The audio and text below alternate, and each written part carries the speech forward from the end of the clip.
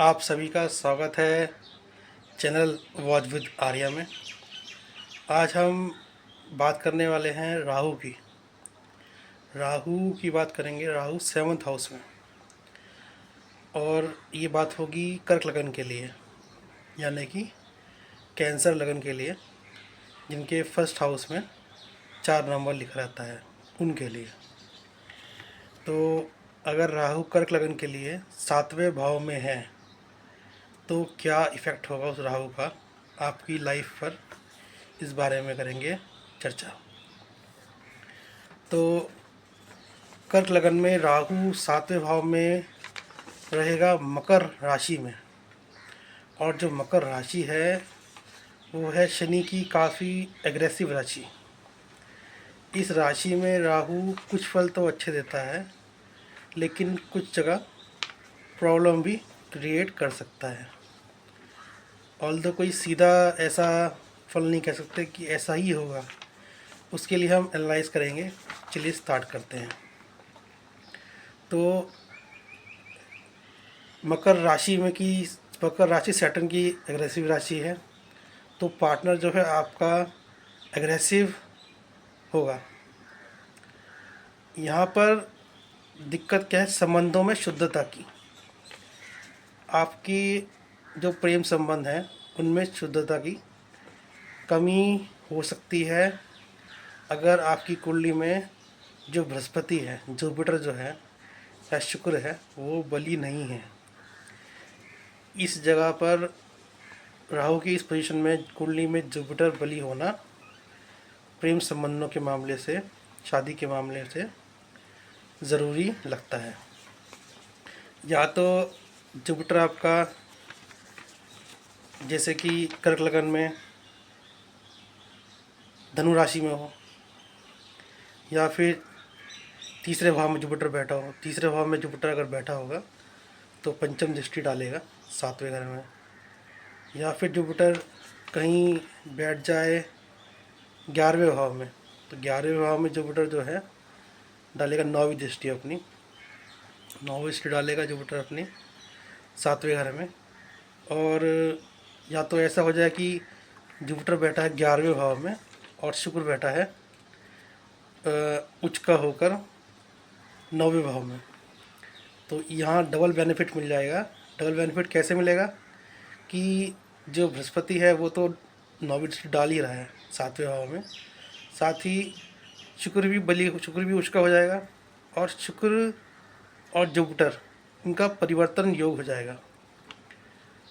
तो ये जो शुक्र है वो बृहस्पति के घर का ख्याल रखेगा, वैसे भी उसको मीन राशि प्रिय है, और जो जुपिटर है वो शुक्र के घर का ख्याल रखेगा। तो और क्या होगा इसमें, और क्या इफ़ेक्ट होगा? हाँ, बिज़नेस के लिए अच्छा है ये। बिज़नेस के लिए अच्छा है, केवल शुद्धता का ध्यान रखना पड़ेगा। संबंधों में आपके मन में गलत विचार आ सकते हैं। तो व्यापार में डिप्लोमेट बनाएगा, जो कि सही है। ऑल्दो रिश्तों में डिप्लोमेसी सही नहीं रहती। तो अगर 5वीं दृष्टि देख ले बृहस्पति की, तो 5वीं दृष्टि पड़ेगी आपके 11वें भाव में, जहाँ है आपकी वृषभ राशि, जिसका स्वामी शुक्र है, और जिसको जो अपना राहु है वो मित्र मानता है। तो वहाँ वो अच्छे फल देगा। वहाँ क्या फल देगा? विवाह के बाद आपकी जो आय के साधन हैं उनमें बढ़ोतरी हो सकती है। आपकी इच्छा पूर्ति कराएगा राहु, और इच्छा पूर्ति में या फिर आपके जो साधन हैं इनकम के, उनमें जो बढ़ोतरी होगी उसमें कारण आपका कहीं ना कहीं आपका पार्टनर रह सकता है।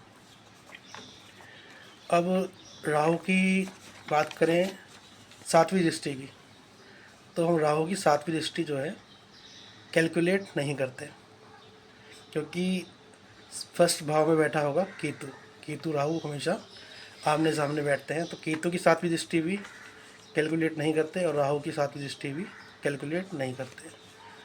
और तो दोनों की दृष्टि 5वीं, 7वीं और 9वीं रहती है, बृहस्पति की भी यही दृष्टि रहती है, 5वीं 7वीं 9वीं। लेकिन राहु केतु के केस में हम 7वीं दृष्टि कैलकुलेट नहीं करते, क्योंकि वो कैंसल आउट कर देती है। अब बात करेंगे 9वीं दृष्टि की।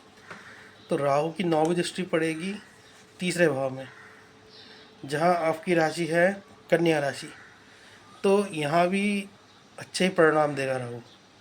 इसका स्वामी है बुध, तो बुध और राहु भी मित्र ही माने जाते हैं। तो इधर क्या करेगा कि जो विवाह के बाद है, आपके पराक्रम में कहीं ना कहीं बढ़ोतरी होगी। आप कोई भी काम की शुरुआत करते हैं, तीसरे भाव से काम की शुरुआत भी देखी जाती है, तो काम की शुरुआत आप काफ़ी जोश से करेंगे, उसमें काफ़ी मोटिवेटेड होकर काफ़ी काम की शुरुआत करेंगे।